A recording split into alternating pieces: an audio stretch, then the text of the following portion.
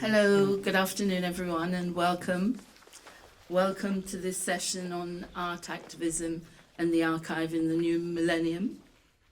I'm June Giovanni, and I will do a short introduction and then I'll pass you over to the panel and the chair of that panel, Mr. Imruh Bakari.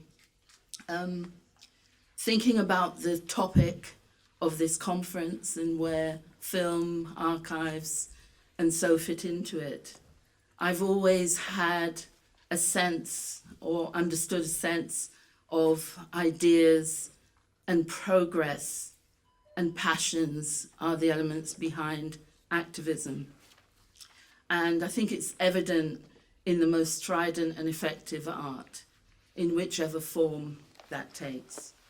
The ideas and the importance of communicating those ideas that one is passionate about in ways that touch people are part of human interaction and human connection, which most artists value deeply and are engaged in, and most consumers of art, in whatever format, are affected by, inspired by, and learn from. One of the things I always tell young people who want to work in film and who ask me about it is, I ask them what it is they have to say. What is it that you're passionate about? What moves you, and what have you got to contribute to the world? What is it that's inside you that really has to come out?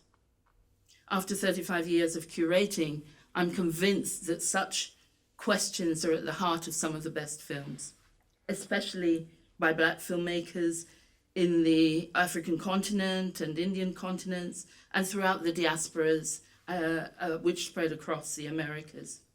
So it's not surprising that in cinema, some of the key sites of activism and struggle we find around notions such as third cinema, which has been an inspiration for many people coming to cinema and seeing it as a site for decolonization and challenging monocultural, colonial, dominant ways of viewing and representing the world. Many seek to tell their stories, challenging the lexicons of cinema or the power dynamics embedded in the technology of cinema or the presumed neutrality of cinematic conventions. That is why new generations of artists and new technologies are so exciting, because they challenge the status quo and open up new possibilities. Since working in this sector since the 80s, obviously there are a lot of people here who have the same sort of trajectory. So on this panel, there are people that I've worked with closely and for a very long time. Imruh Bakari goes back to the 70s, and he will talk a bit about that. Gaylene and Ngozi in the 90s, and most recently, but equally as valuable in terms of what I can see that all of these people have been contributing, is Adeyemi Michael. So these people and what they do, to me, are people who have a key sense of, and in their work you can see it, of how you use art, how you use film, and the sort of impact it can have, both as curators but also as filmmakers.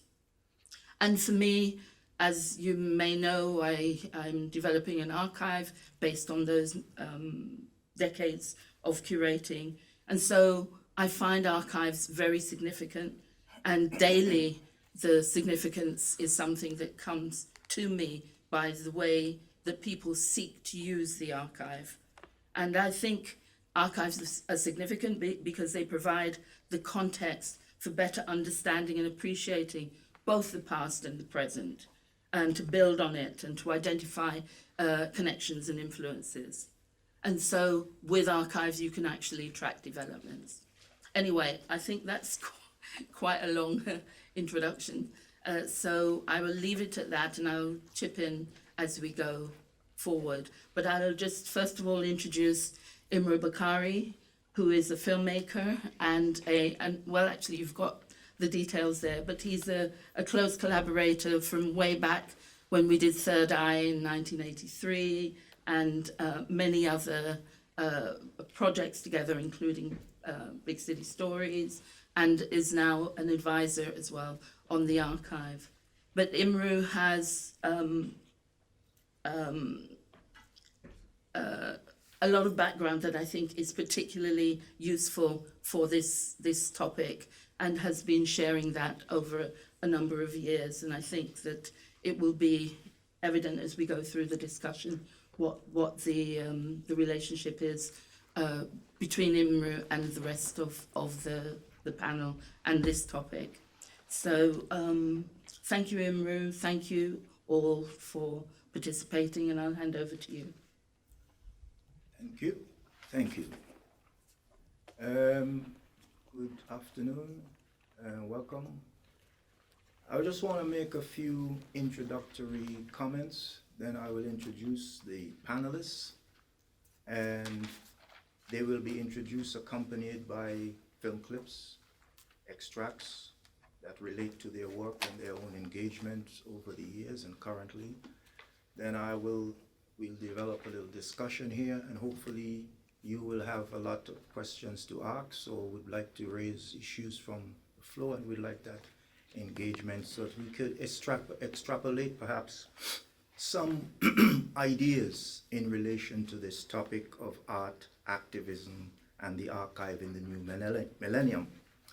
Obviously, we're discussing this in the context of creative interruptions.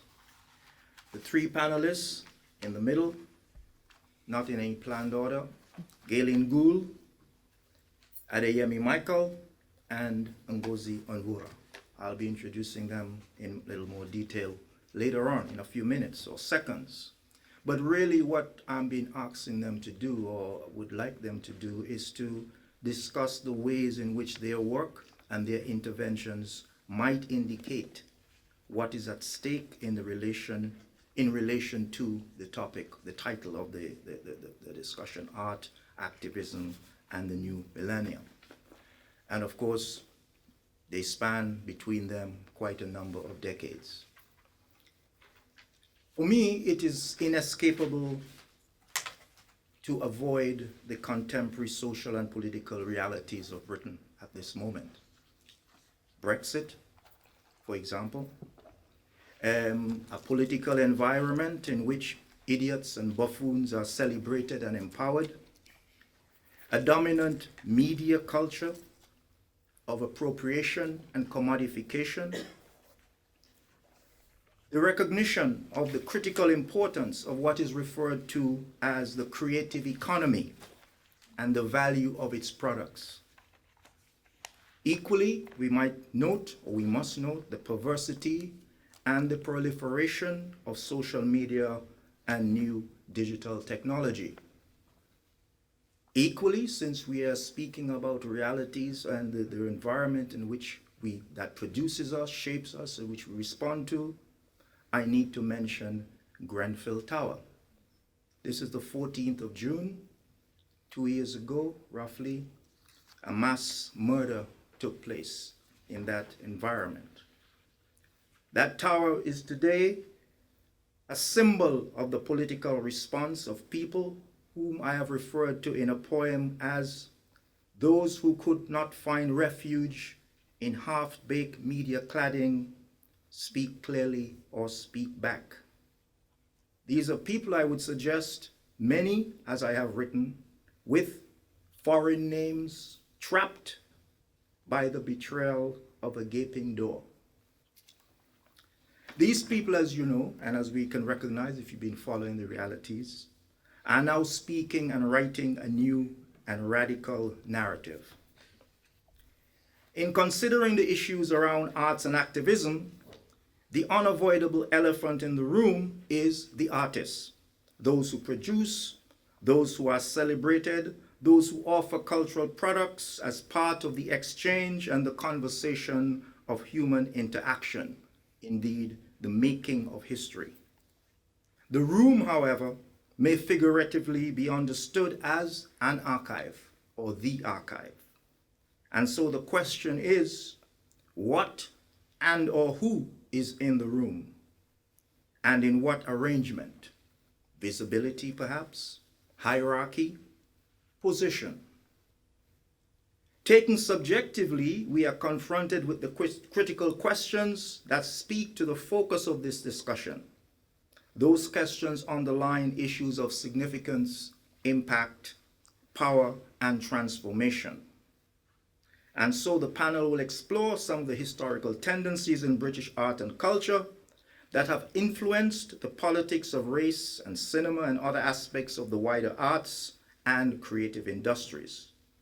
In doing so, our three guests are, in a sense, being asked to locate themselves at this particular cultural and political moment as we discuss their engagements within the ever-changing circumstances of production and creation, audiences and their consumption, and indeed the life of art products as lived through broadcasting, exhibitions, and archiving, for example. June Giovanni is the curator of this particular discussion, this event within the event of Creative Interruptions. She has, in a way, introduced herself as a film curator, archivist, international consultant on African and African diaspora cinema. She has had significant roles in film curating and programming, working with major institutions, broadcasters, and festivals in the UK and internationally. Importantly, however, her work includes a number of publications, and I would note the Black Film Bulletin, produced by the African Caribbean Film Unit at the BFI between 1993 and 1996. Another important publication is the book Symbolic Narratives, African Cinema, published by the BFI in 2000. It is an account of a major conference held here in 1995 on African cinema. June, as she has already told you, is very much involved with the June Giovanni Pan-African Cinema Archive. This is an archive established around materials that she has collected over some 35 years of her professional life from the 1980s to the present.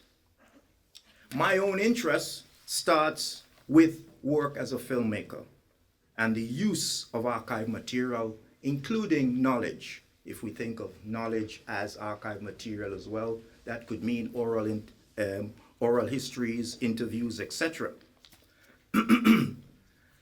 And we kind of, in many ways, as June has said, our work has intersected, but importantly, in 2010, 2011, we worked on a project called Black Britain's Film Heritage. Black London's Film Heritage Program. And out of that, we produced a compilation of archive films which we titled Big City Stories. This compilation of archive footage depicted, or was an attempt to depict, the changing lives and changing perceptions of Black Londoners as they found their place among the city of London, within the city of London, an expanding city, a city in the making from the beginning of the 20th century to the late 20th century. So in a way, with all the archival curating activity, the project engaged with questions about how things are acquired and how these things acquire value. And here we're speaking particularly about audiovisual images, film in particular. And indeed, not only do they acquire value, but how they get preserved in any culture and how these are used or may be used, and the stories that they are able to tell. This is part of my ongoing work, intersecting with interests, commitments, activities within the broad frame of Pan-Africanism, post-colonial ideas, decolonialization, diaspora, a lot of concepts, terms that people used very much these days to describe many different things. Now, this discussion takes place against this background, a background of at least 35 years, but more. I mentioned, the early 20th century. And it seems unavoidable to not note that early period, which is in fact the dawn of the audio-visual image as mass communication. When we're talking about cinema, television, perhaps audiovisual images, it's just over 100 years old, and we're speaking principally about events in the 20th century. And I have, again, before I go into introducing the guests, which I will do in a minute, chart that history or pinpoint that history to its present moment, because we are in another anniversary as I speak. I talked about Grenfell Tower. We are in another anniversary, the 14th of June, 1919, the first race riots in Britain, in Cardiff and Liverpool, an event that's gone unnoticed in much of the media, but very pivotal to the whole idea of black activism, beyond the cliched limitations of the Windrush discourse, which I think we need to break somewhere and demystify. Now, in those Cardiff riots, and riots also took place in Liverpool, the black community was constituted roughly around Yemenis, Somalis, and African Caribbeans. And we need to understand this. Fast forward, we have not far from here a Get Up, Stand Up exhibition around the work of Horace Ove. We have across London a retrospective on Frank Bolin. He's now nearly 90. His first retrospective in Britain. And the list goes on. So it is at this particular moment we can begin to think about the more familiar points in history, let's say the 1980s. And I want to, again, evoke another reference point around the significance of that period, very important transformative period. The essay by Kobina Mercer, written in 1990, Black Art and the Burden of Representation. Why am I mentioning that? Because Kobina Mercer was responding to probably the first major, as it was termed then, exhibition at the Hayward Gallery, not far from here, of what was termed Afro-Asian artists. It was curated by Rashid Arain. And he was responding to the institutional response to this exhibition and the ways in which that there was a tendency to dismiss or exoticize the work.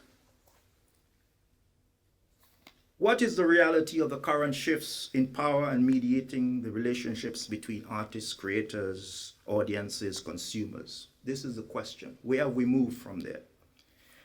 What is the work? What is at work in the relationship between the products, the content? What we call now content is a word very much used for media these days.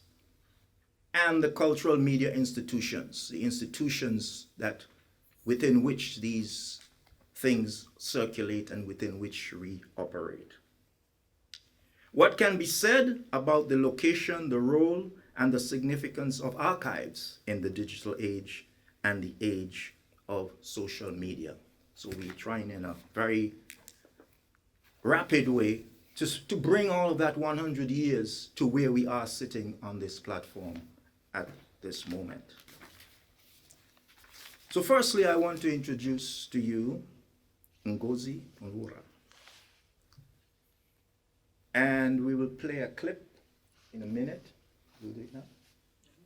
Yeah, we'll play a clip in a minute from her first feature film, Welcome to the Terrordome, 1993. Ngozi is a writer-director, graduate of St. Martin's School of Arts and of the National Film and Television School. She was first noted for her award-winning short films, Coffee-Colored Children in 1988 and The Body Beautiful in 1991. Among her other film and television credits, of which there are many, are And Still I Rise, 1991, I Bring You Frankincense, Behind the Mask, 1997, and Hang Time, 2001, a very interesting short film made as part of a Mama Africa series, a series of African women filmmakers in the early decades of the 20th century. As I said, welcome to the Terrordome. It's her first feature film, 1993. The first feature film, as the people like to note these kinds of things. First feature directed by a black woman to be cinematically released in the UK. Her award-winning second feature, Shoot the Messenger, in 2006, was made for BBC Films and stars David Oyelowo. Ngozi's career has continued intermittently, as she would tell you, in the USA, and includes collaborations with the forthcoming feature, The Ghost and the House of Truth, with a very interesting young Nigerian Caribbean director, Akino Motoshan. And in August, she will be directing another short, The Neighborhood Alert, in Los Angeles, with her longtime producer, collaborator, brother, Simon Ngozi. Right? We have a clip from Welcome to the Terrordome.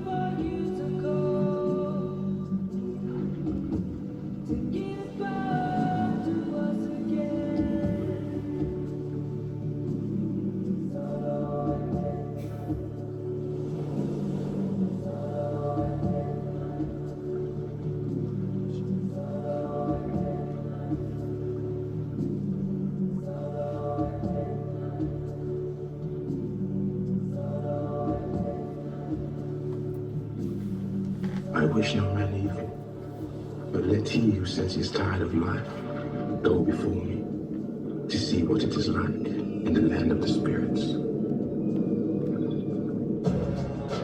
Things change. The majority of people will decide where and when. This is not communism. This is a democracy.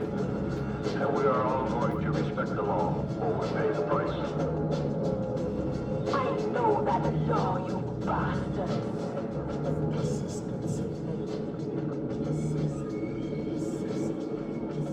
According to African mythology, as we sank beneath the sea, our spirits were carried by the waves back to the land of our ancestors. Most people nowadays think that we simply drowned, but on that day, long ago, we proved everybody wrong. For as we sank deeper into the bowels of the earth, our bodies were dragged into the abyss and towards the gates of a city, the gates of Babylon, no man's land, a place where neither our spirits were free, nor our bodies dead. This is the transit zone between two worlds. Officially, it is known as Transdene, but we call it the Terrordome. Riots that control the past, control the present, and therefore the future. The question is whether we are free as a people. The question is, If you don't know your past, then you don't know your future.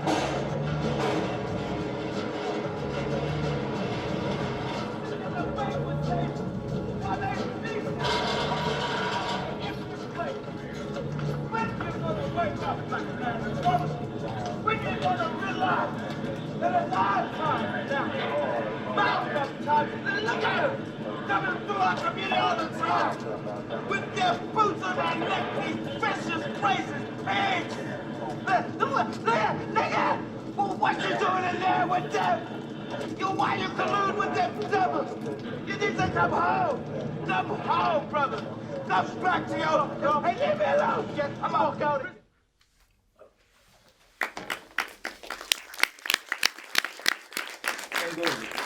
Would you like to just say, you're still here, just a brief, since we've seen that very powerful clip, people might be seeing the film or hearing about the film, just a brief contextualization of this extract.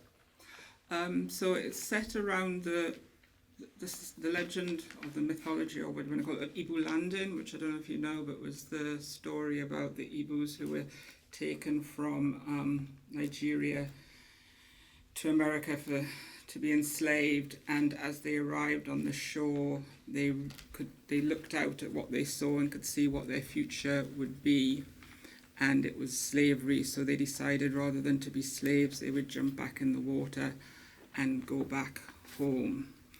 And as I was a filmmaker, was saying that, did they make it back home, or did they get trapped in this other place, which is contemporary Britain, contemporary America, contemporary. So that was the idea, to start with, playing around with the mythology of Africa meets modern day realities. And that was the start of it. Thank you. We're going to pick up on this in our discussion as we go forward.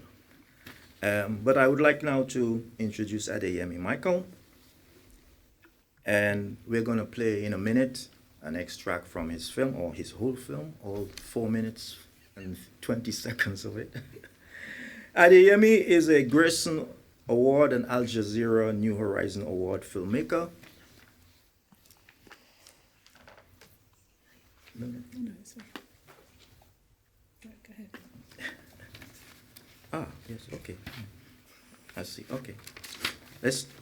His first film was Sodiq, 2013, which premiered at the Sheffield Documentary Festival and earned him nominations for the International Documentary Award and the Royal Television Society Awards. His film, one of his most recent films, 2018, entitled, was premiered on the Channel 4's Random Acts series or slot, and was also screened at the London International Film Festival last year in a program slot called This Is the Sound, This Is the Picture. He recently directed a film for the BBC Panorama program called Murder in the Streets, and he's also a Hot Docs Blue Ice Group Fellow and currently Durban Film Art alumni, with whom he's developing a full-length feature film called At Dawn, that's currently in production. So I have a feeling, do you have Entitled lined up? They don't. They haven't, but they will do. I've just asked her to do it. He does. Okay, good. was the other We'll way just round, show that. is what Yeah, we- sorry about that. We'll show Entitled.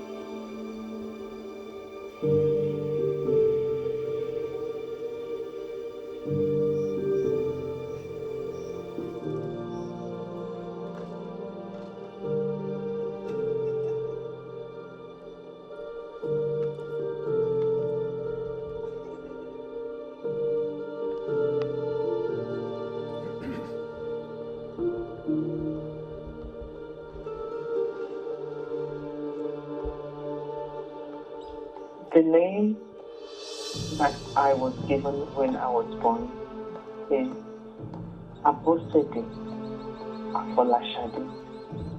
That's, my origin. That's where I've come from. So one can never forget one's roots. It's like a tree, isn't it? Because if the tree doesn't have a root, it will fall down. It won't survive. Omote Abini Ojo Iseni, Abosede Afolashade means my wealth. is my crown.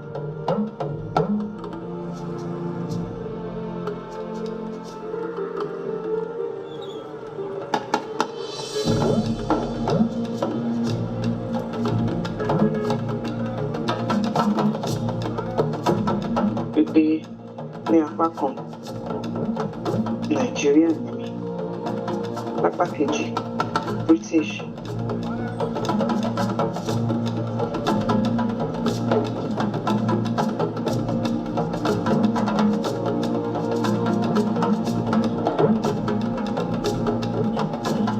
It's weird. I don't know how I can explain it. You know, having two places.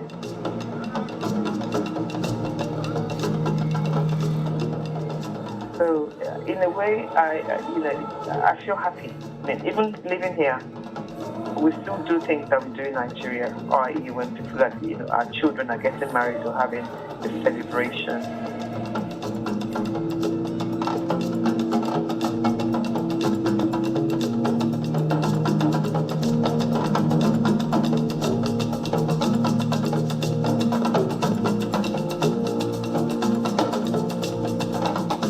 And it's the people that make the country, not just the country makes itself.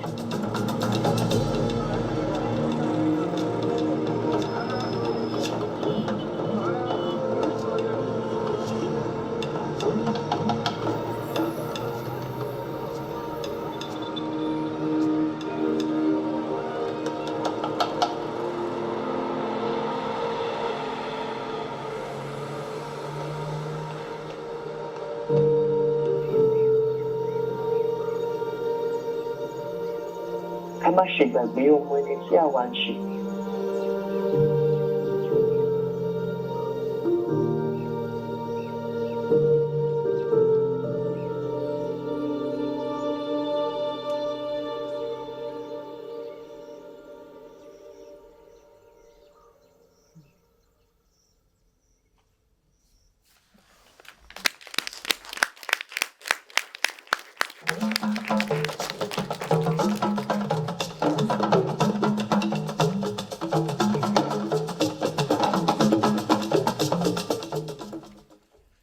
Adeyemi, in a short word, the significance of the title.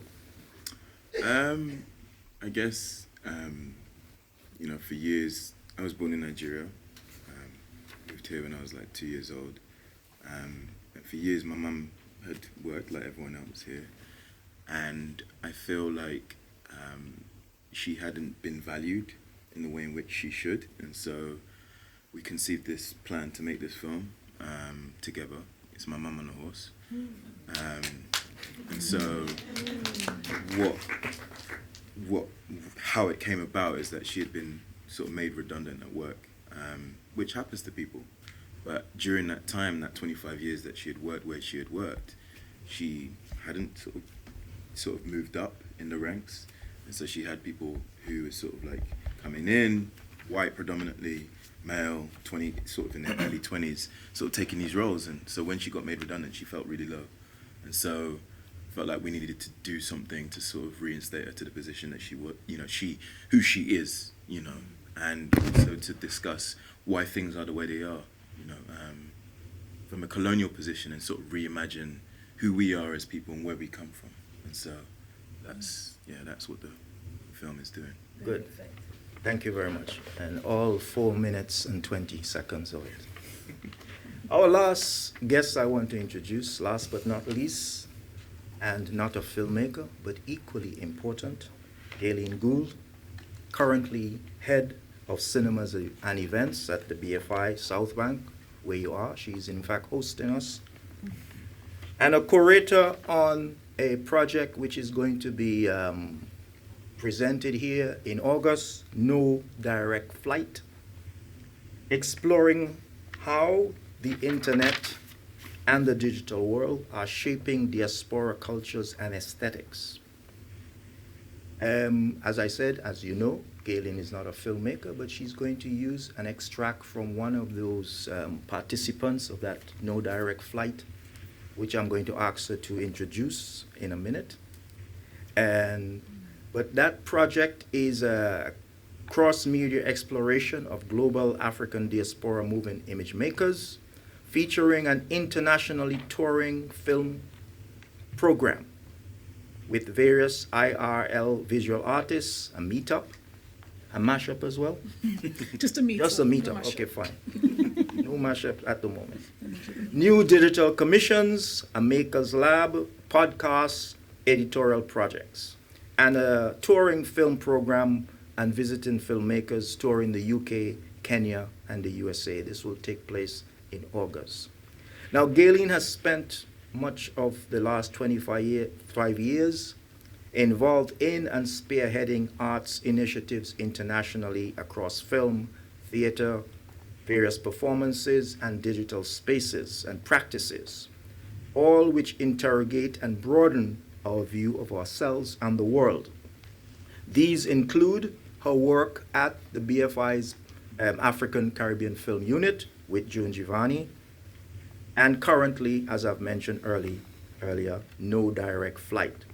She is also a cultural ambassador for London, appointed by the mayor, and also a presenter on Front Row BBC Radio 4. Gaylene, I'll ask you to introduce the extract, which is from a young filmmaker called Amelia Umahire. Yes, and she has a 3-part web series called Polygot. And this extract is from one of those episodes called Le Mal de Pays, or Homesickness in English, made in 2015. We can run it. We'll run it, and then she'll give a small interview, a small introduction to it. Thanks.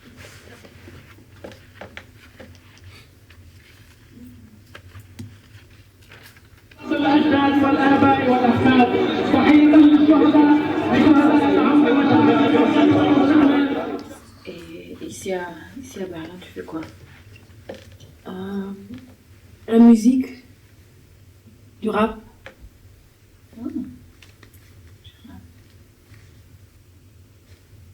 Oui, mais sinon, tu fais seulement du rap ou tu fais quelque chose d'autre aussi? Bon, je vais étudier, mais je suis pas encore sûre. Il faut faire les études. Si tu as de la chance d'être ici, il faut les faire. Tu sais, moi aussi, j'ai fait mes études. Ah bon? Ouais. Maintenant, je fais les cheveux et tout ça, mais chez moi, j'avais fait ma maîtrise en sociologie. Tu connais les Allemands. Ils ne croient même pas qu'on a des universités en Afrique. Donc, quand je suis arrivée ici, ils n'ont pas accepté mon diplôme. Mais ça fait rien, hein? Comme ça je fais ma maîtrise en cheveux. Ouais, c'est comme ça. Mais tu sais, je veux pas me plaindre, hein? Pas du tout. Je vais bien, j'ai à manger, j'ai à boire.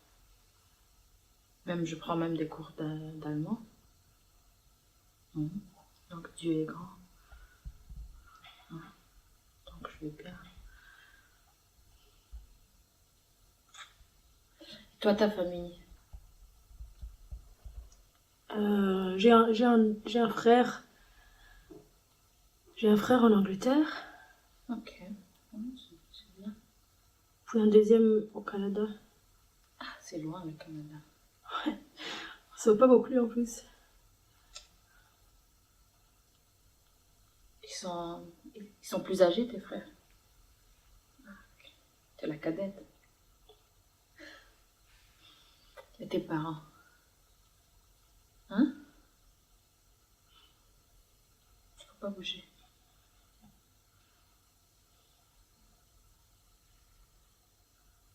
Tes parents, ils sont avec tes frères ou avec toi?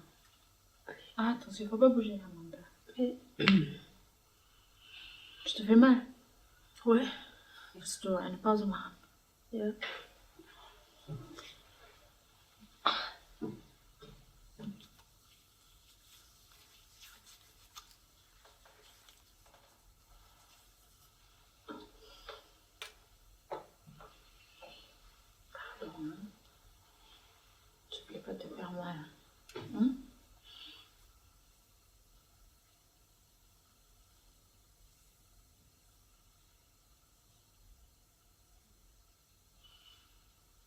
Tiens, Amanda.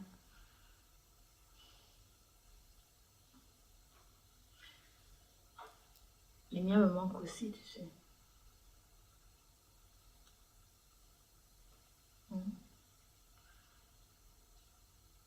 Mais l'Europe, c'est comme ça. Quand tu arrives, tu veux retourner.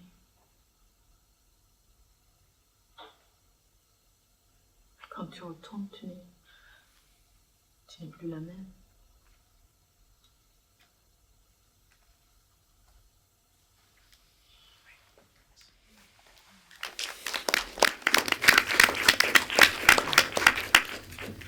And why that clip significance?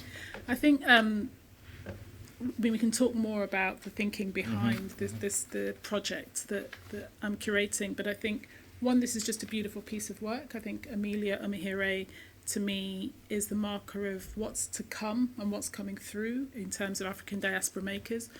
But it's also thematically, there's a whole range of implications in that clip that I think are fascinating for our experience. So, you know, it was really moving when you spoke about Grenfell earlier, and I was thinking about this clip because I thought, in a way, Grenfell was full of families like this, of people from other places who came and are trying to deal with this sense of connection and disconnection.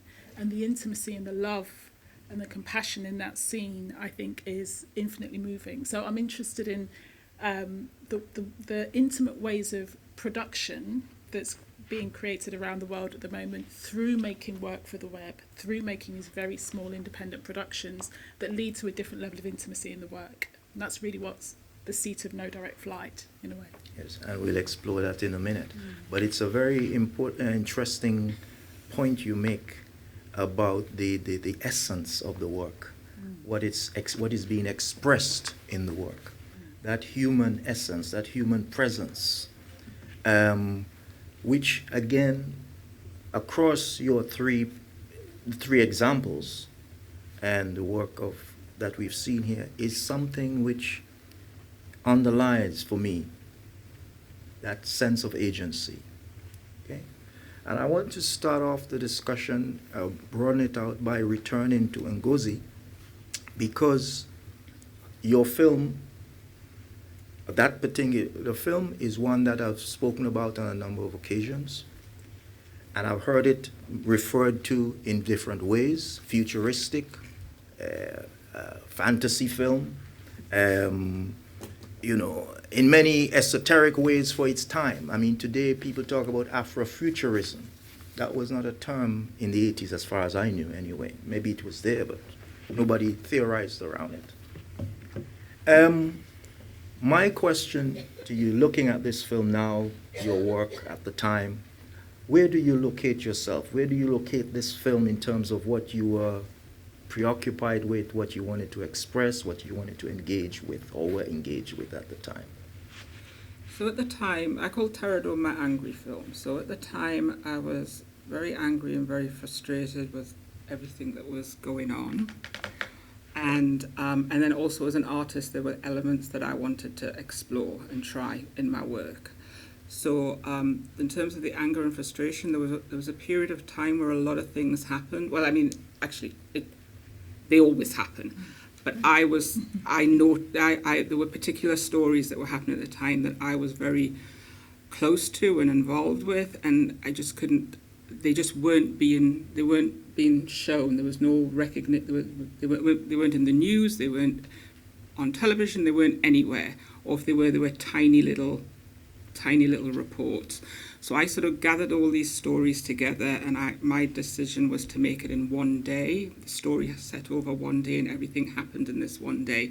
Because maybe I thought if people saw all these things happening back to back, instead of sort of not seeing them all or sort of being dissipated, then that would make a difference. That's why a lot of people call it a hopeless film, but I thought it was hopeful because I really thought if I showed all these things and people really saw, look, this is what's happening, everyone would go, oh God, we need to stop that. It doesn't work quite like that. But then I was really interested in African mythology and the stories that I grew up when I was in Nigeria, the sort of the stories that I would be told. They were very graphic. They're a bit like fairy tales used to be in the West, when kids really did get eaten, and before they became like the Disney versions now. So I was interested in dealing with mythology, and then I was interested in rap music and the way rap told stories. Really brutal, really to the point, really uncompromised, and all the rap in those days. So I was bringing all those three things together. And I was hoping it would also be a diasporic experience, because I'm from Africa, I live in Britain, and then there's the American story. So there was a lot going on that I was trying to do in Terrordome. And then the idea of it being futuristic was because this idea that they went underneath the water, so you weren't quite sure the place it was. And the place we deliberately brought in references from Africa, from Britain, and from America. So the place wasn't a real place. And yet it was very real. So those were the things that I was trying to deal with in Terrordome. And everybody thought it was especially in Britain. It had a very different reaction in America, but in Britain it was viewed as very extreme and very unbelievable, very extreme. And now I think with the invention, with iPhone and people actually being able to take images and you hear the stories, there's not one single story or happening in Terrordome that hasn't happened almost on a daily basis. And what was the response in America? America, it was much more, here it was really, just some people really liked it, but a lot of people really hated it here. And I think it was because at the end, I think it's quite a happy ending, because at the end they lose their chains and they go free. Yes. But the white people within the story are to one side. They're not. But when you followed the Africans into the water, they were all Africans, and at the end of the story, you're dealing with what happened to the Africans. But the white people that had gotten involved in the stories were all to one side. There was whatever, and I think that really didn't go down well in England, because in England there's much more this idea that we are going to work together and there's hope. Whereas in America, they were much more used to that idea that there's much more full-on vocal conflict, because that's so much newer in so much part of their history. So in America, it was a much easier job to go with it. Here, it was harder. One thing I would say, though, this film really marked you, or to establish you as a very independent voice within the 1980s black film, what is called the Black British film movement. How do you recognize that independent position, and how did you manage to negotiate it? You weren't a member of a workshop, for example? No, I wasn't a member of a workshop, but I was very supported by the workshop. So I consider us to be the people just behind, almost like the babies of the children of the workshop. So the workshops were established. I was at film school at that time. A lot of them came into the film school, brought them in. So Black Audio Collective came and took over half a semester at the school, at the college. And Isaac Julian, for instance, was brought in as my visiting professor, because the college realised I didn't have someone to talk to, because it was a all-white staff. So he came in, and he was the person I talked to my projects about. So we were hugely, hugely influenced by those workshops. But we were also very influenced by Spike Lee was emerging in the American, that sort of black filmmaking that was happening in America. And they were much more independent in terms of what we were nervous about when we looked at the workshops, where they were all funded. And, the politics were constant flux, then people were changing. And it was just this feeling that if the GLC or whoever went, they could take the funding away, and those people would disappear. So we were trying to be, entrepreneurs and hipster and trying to find a way of being independent from that, tapping into it, but having alternative streams of making sure that we could make our things happen.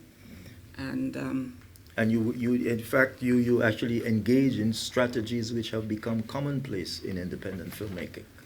I remember being hit up by you guys for money. We were the first crowd-funded film. That was the polite way of putting it, yes. I gave, of course. Did you get it back? No, no, we did. It was crowdfunded. It wasn't called crowdfunding there, and basically it was just hitting up everybody. And when I look at crowdfunding pages and look at the rewards, and I think of the kind of rewards that we were offering, and yes, it was that's what we did to make it happen. Yeah. Adeyemi, you sort of mentioned about the sort of ideas behind the title, conceptualizing of the film. You talked about, or some of the publicity around it speaks of it being personal and universal. What do you mean by that? Personal because it's my mum, first of all, but also... We've never been on a horse before. Oh. Okay? And that's a Peckham horse, mind you. Yeah, I mean, personal because, you know, yes, it's my mum and it's the relationship I have with her, but also, you know, it's my story too, you know, her story is mine, and it's the story, I feel like, this sort of universal story. We all have a mother, right? So, you know, this idea of the position of our mothers in the spaces that we sort of exist in, and how we grow and how we're raised and all the rest of it. And so, you know, those universal elements were something that were, I mean, they were there from the very beginning when it came to sort of ideating and coming up with this as a film. Because the thing is that it's a statement. This piece is a very clear statement about our position here in Europe, you know, and anywhere else in the world. Because at the end of the day, you know, if we were all to trace our lineage back, everyone in this room, one person would be from one place. And so, you know, it was mainly me sort of trying to sort of deal with this sort of universal element that actually, you know, I even looked at my own history, like, yes, I was born in Nigeria, but like we've got Malian roots as well. So it's like this concept, this idea that actually, you know, these lines that we're sort of, you know, constantly put within aren't actually, you know, they shouldn't really govern, you know, who we really are. And for me, you know, I grew up in Peckham, right? And so, you know, one thing that we've got in common, like, is that we went to the National Film School, like, and so for me, it's like, the idea of that before wasn't even a reality back then, you know, like growing up in Peckham. I knew nothing about film school, you know. Even finding out about you as filmmakers, you know, this is a new thing to me. So this idea that actually, you know, we are, how do I put this succinctly? We are, we're not just one thing, you know, and so how do we sort of imagine ourselves in different ways? And so, yeah. This is a short film. As I said, 4 minutes, 23 seconds total. Did you conceive it as a short film, or is it a feature film that, as some people tend to do, I want to make a feature film, but I don't have enough money or nobody knows me, so let's make a short film. Did you choose the form? Was that a commitment from the beginning? How did you arrive at that? No, it was a short. It was always going to be a short. It was never the idea to be like, oh, hey, let's make a feature off the back of this, which is actually happening now, which is great, but like, you know, I feel like I really wanted to say one thing with this, which, not just one thing, many things within this specific statement in this way. And yeah, it didn't sort of drift away from that. You know, my mum and I, we had spoken about this like maybe 3 years before we did it. And so, you know, it was just a case of getting a little bit of, even what we made it on, I'm not gonna say it here, but like, the little bit of money we eventually got to make this, like, was nothing. Like, you know, what we were able to sort of achieve on such a small budget was actually remarkable. It's due in part because of people's sort of generosity and believing in the vision and understanding that actually, you know, as, you know, black activist filmmakers, this is how we make the work. Like, you know, eventually it's about resource. It's about how do you sort of like pull that together and stuff. And so, you know, it was always going to be a short, and it was always going to be about sort of making this statement. And I didn't really think beyond that because I was angry. It's like, how dare they treat my mum like this? Do you know what I mean? And so, yeah. Your other films, your first film, Sodiq, and the most recent film for the BBC, Murder in the Streets, slightly different approaches. Of course, it's youth. What are the themes that have come out of that, and how does those and this relate to how you see your work going forward?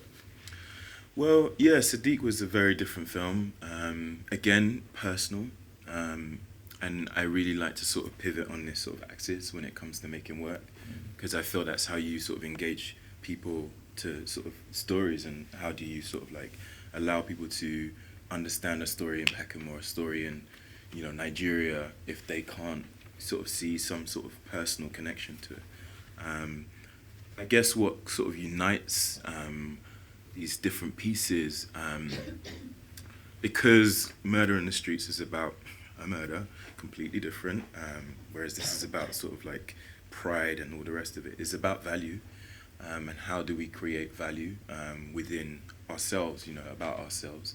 Because yes, you know, you have the sort of quote unquote stereotypical stories that that television want to play. You know, television, I made Murder in the Streets for the BBC, for Panorama, and the angle that it was initially pitched at, I said, look, I can't do this. This is not what I'm about. And so, you know, I came in and said, look, as long as this has a sort of distinct sort of feeling that it's about how does a community sort of like deal with trauma and deal with, you know, the value of life, the value of black life in particular, then I can do this. Do you know what I mean? And so Sodiq is the same. Sodiq is about, you know, a young man who played in my football team. I used to be a football coach back in the day. Completely different life. Who played in a football team that I ran off my estate. Who wanted to be a doctor. I made a short film about in 2008. Fast forward a few years later, he's on trial for murder. And so it deals with the, you know, the value system within society, and how do we value these young men's lives. Like a young man who you know, who I knew very well, and still know, but you know, how did the system fail him? How is the community failing him? And so essentially all of these films and all of my work, even moving forward, is about this. Is about that value system at every sort of you know, strata of that. So yeah, sorry, long-winded answer. No, it's not a long-winded answer. Did you say that there is, you are making a feature? You mentioned about. Yeah. It's early days yet. No, not of that, not entitled. Yes. Yeah, we are. Of entitlement. Yeah, Okay, no, wonderful. Yes. Okay. Yes. Yeah. He mentioned it briefly, but I was checking. He doesn't want me to know this. Okay, fine. Good. Okay, thank you a lot. Let's move to Gaylene. Gaylene, of course, as I said, your work, you know, encompasses all of this. Yeah, definitely. Coming back to No Direct Flight and the issues which that program is going to explore or demonstrate in some way. Tell me, what are some of the key essences, issues that are coming out of the preparation, the research, etc.? Yeah, it's a good question, because really this is a research project. There's nothing greater than to do a curatorial project because you're genuinely curious. And the curiosity came really from, well, there's a long historical personal exploration which began working with June Giovanni back in the African Caribbean unit in the early 90s, which was kind of the first wave of a certain kind of, well, I would maybe second wave, but June, we can debate that, of kind of Pan-Africanist experience in cinema. And there was a moment of third cinema and what June set out at the beginning, which was how these different continents were really unifying through our kind of social and political engagement, and that was being explored through the work. Then the 90s happened and things shifted, and I think this is great that I'm sitting between both of you. Actually, it's probably a good right place to sit it, because Ngozi, you know, the way you described it, you're right. I think you came out of that kind of very particular type, the end of that kind of seeing film as the potential of the political potential of cinema into the commercial potential of cinema, which in a way created another conversation equally as interesting, but probably began to fragment globally across the diaspora. Then something else began to happen, and I've been noticing that there's a reconnection, I think, across the globe of makers, not necessarily along political lines, I would argue, but along aesthetic ones. So I was like, what's going on? How come I'm watching work by Khalil Joseph over here and Jim Chuchu with the Nest Collective over there and Jen and Kiru over here, and there's a kind of similar vibe happening? And then someone said, you know, it's the anniversary of the internet this year, 30 years. And I'm like, it's the internet. And began to realise that the internet has become this platform of reconnection which I would argue there is a political dimension to that, because what was very moving about when you described why you made your film, the real activism in being an artist, I think, is having to make something, like you're saying, June, because you have to. There is a kind of healing potential to making work, even if it's for yourself. But the healing potential is then transmitted to the audience. There are people who've seen your film, I know, because people talk about it all the time, about the mother riding on the horse, even if they don't know the title, but there is, in that statement, it is connected to all kinds of people, even though they didn't know that story. Because, like you're saying, many of us experience it. Similarly with Welcome to the Terrordome, I think the reason why that film is still being, not even rediscovered, but discovered and rediscovered, is because people are completely connecting thematically to what's happening in it. It's still relevant, it still resonates. So really, I'm interested in the relationship between you guys and the audience. That's what I'm then, and then the internet is a space where there is that direct connection. So No Direct Flight title came because what I realised is you still can't get a direct air flight if you're flying from Africa to the States, or even if you're flying into Africa. But the internet has become the space of the direct connection. So I'm interested, and it is an exploration, I think I'm interested in the politics of the internet, a space of social and political connection, the lineage of aesthetics between the work. So the way that the season's organised, it's between some of the work from the 80s that you were talking about, Imruh, some of those classic texts that were looking at questions of Pan-Africanism and Pan-Africanist identity.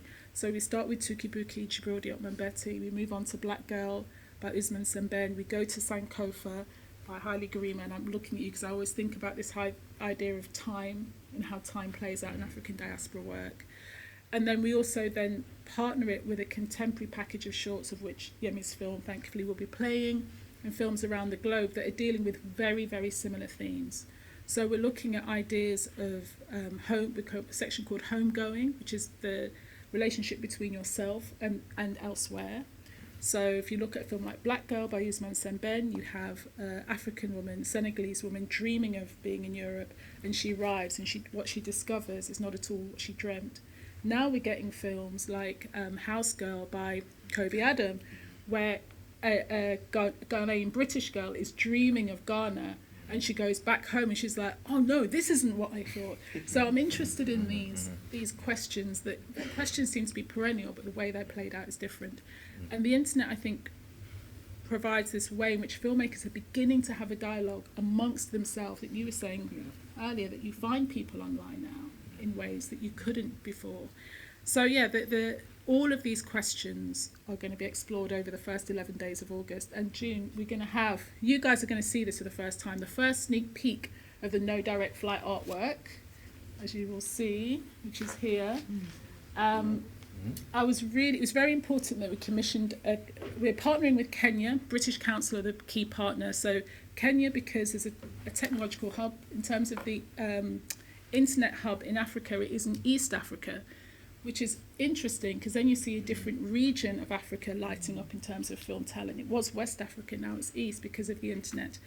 So it was very important for me to connect to artists there. And this is a brilliant artist called Jebet Nava, who makes this work. But we're also commissioning her to make GIF art, which is, as you know, is kind of like GIFs which play with the internet and memes, because the idea of short form work being in 3 or 4 seconds now, statements being made, I just think there is something very exciting happening between. So I'm just learning. I'm like old. I don't know what's going on. I'm assembling you guys and eating popcorn on the front row so you can tell me what's happening. Well, something exciting. It's so exciting. Something exciting is happening. It's a different level of activism. Yes. And people don't call themselves activists or even see themselves as activists. They're doing something that they know is so important and it's so now, and they feel that that's what needs to happen to connect people or to have even a presence in this world. That they have to do it. And that is what is exciting about it. And obviously you will be hearing more about No Direct Flight, but what the essence you've placed here is to place the current work in that continuum of history. Tukibuki, Black Girl, for example, but also understanding or allowing, which I think is important, artists to find their place within that continuum. Yes. Now, I want to just ask a little provocative question about the use of the internet, because of course there's questions of power, questions of access. I know the Kenyan situation, sometimes we don't have power, you know, but of course Nairobi has a very dynamic digital community. Yes. Whereas West Africa generally was known in terms of African cinema, you know, celluloid, etc., Nollywood.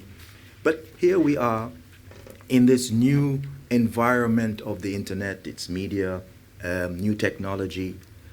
What is new? Are we is it providing us with something new in terms of newness, the way people talk about progress, negating the past, or is it new in terms of accommodating the old ways of speaking on old expressions, or finding African expressions within that new form? What do you think it's doing at this moment? I don't know. I'm going to hopefully Okay, by the August good. the 12th. I'd have By answered August that the question. 12th, she will But- know. And I'd be interested to hear what you both think, because I personally, I think yes and no. I think people are still making work with human beings in them about drama and tension and love, and you know, so there's a perennial thing within that. So I'm not sure how it's affecting the kind of stories that are being told. I think short form work is flourishing in a way that it didn't before because of the internet. It's very hard to convince young people to come into a place like this and watch a film for 2 hours, unless there's lots of explosions in it, right? But you can have people watch an intimate piece like yours at home in that intimate space. So I think there's something about intimacy that's very interesting and potentially transformative within how we appreciate it. What do you think, Yemi? Do you think it's I mean, affecting I think it is definitely, but I think with my work, it's like I'm looking at the origins, the root of where things are, where it's come from. It's like the next film is kind of really about that. One of my next shorts is kind of trying to understand, this aesthetic that we see online, via the internet, or however people are consuming it, comes from. It's like you've seen this rise in Afrobeats, right? And this sort of Afrocentric nature and sense. But where does it come from? It comes from the community centers, the community halls on the weekend, where there's the guy playing the gongo and all of this kind of stuff, or from parts of the sort of culture that people don't really fully recognize. And so for me, I'm sort of looking at that and looking at these sort of concepts and ideas and constructs. So yeah, that's my sort of approach. Like Entitled is looking at what how the colonialists moved, and and reimagining that. So it's about going back, but like creating a present that then allows us to see a future, I guess. So setting a different agenda. Yeah, I think so. Setting a different agenda of that. Ngozi, how you I think both is happening. I mean, for me, it's very hard to see the negatives. I do know the negatives, and I do know that thing about not the access to the internet and everything everywhere consistently. But for me personally, because I live in Los Angeles, my house has become like a hostel for filmmakers who are coming through. I'm going to come through now. I'm booking. Now I know. Oh, gosh. Thank you. You're welcome. You have to do it in the next 2 years. Okay. But what you find is that... So I hadn't heard of you before, but I'd seen your film, and I'd seen your film because of the internet, because it popped up on the image, and I followed it, and I went through. So there's that very fundamental level. And then in terms of other filmmakers finding each other, finding work, the thing about what's happening in West Africa, I mean, as beforehand, when it was sort of all funded films, you had this sort of very francophile African cinema, which I didn't think, I mean, it was a part of African cinema, but it was a very particular one, and now, you know, you've got this sort of Nigerian one, and they have this very straight line to their audience and now international audience, yeah? And when people are in my house in LA, there's always these huge arguments because there's a lot of backlash against Netflix, for instance, because it's changing cinema and you can't go and you can't watch it, blah, blah, blah, blah. And then all the African filmmakers are sort of hugely defensive, defend Netflix and defend that kind of way of, because they're cutting, you're cutting out the middleman, you're communicating, you're watching and you're communicating directly with each other. Of course, Netflix in Nigeria costs a lot of money. So it's still, you know, there's still things about access, but the idea that you can cut out the middleman, you can see something online, you can be interested. Before, I don't know how I would have seen your film before, and yet I've seen all of it. I'm just interested. Was I allowed to see all of it, or was I? Or was that? Because sometimes, like my films are on. Some of them aren't actually meant to be online, but they are online. But that's sort of the downside of it. This is the thing I think Gaylene touched upon earlier about the internet. You know, allowing short form to flourish. You know, for years the sort of gatekeepers of the film festival space, unless you sort of like, you know, you get in. Oh, my film's got in. My short film's got in, and now maybe people will know who I am and what my project is about, and so people can see my film.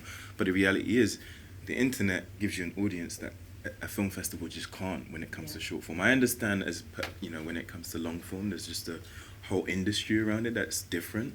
But like, I feel, I definitely, and we mentioned this earlier, the internet it allows you the autonomy that you need, you know, as a filmmaker. And, you know, when it comes to Netflix, you know, I know some directors who are EPing, you know, their series that they're taking directly to Netflix, and they're allowed to make the films in the way that they want. So there is this sort of like challenge around, you know, how they are obviously allowing access as well. But when it comes to the artists, it's kind of a different conversation that people are sort of having as well. So okay. Thank you. Thanks.